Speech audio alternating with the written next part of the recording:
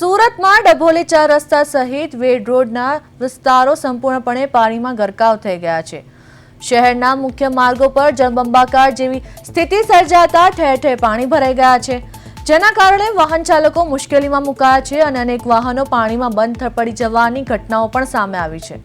અતિ ભારે વરસાદની આગાહી વચ્ચે સુરતવાસીઓ માટે મેઘરાજાની આ હેલી મુસીબતરૂપ બની છે અને સમગ્ર શહેરમાં પરિસ્થિતિ જોવા મળી રહી છે।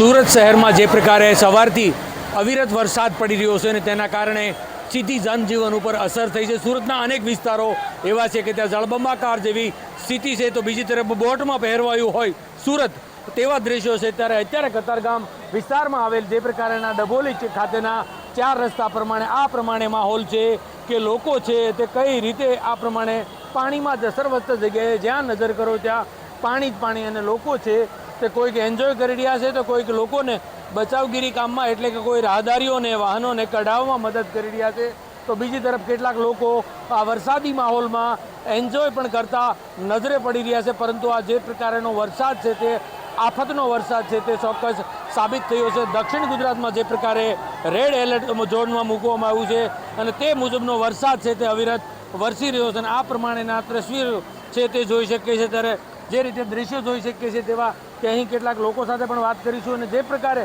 વરસાદી માહોલ અને સર્વત્ર જગ્યાએ પાણી છે ત્યારે કેટલાક લોકો પાસે પણ વાત કરીશું અને શું કહેવું છે તેમનું। શું કહેશો તમે, જે પ્રકારે વરસાદ હતો તે કઈ સ્થિતિમાં હતો અને અત્યારે તે પાણી જોઈ રહ્યા છો, કેટલા સમયથી આ પાણી છે? આ સવારનો 10 સાડા 10થી આ પાણી અત્યારે કન્ટિન્યુ ચાલુ થઈ ગયું છે। આવું પાણી ક્યારેય જોયું નથી અને એકદમ મુસળધાર, કે પાણી જવાની જગ્યાએ નથી। જો ને બોટમાં ફેરવાઈ ગયું એવું। કેવા લોકો તમે જોયા છે તમારી દુકાન દરેક હેરાન થતા? સવારથી એવું લાગે છે કે અહીંયા ગોવા છે, મિની ગોવા જેવું વાતાવરણ ઊભું કરી દીધું છે।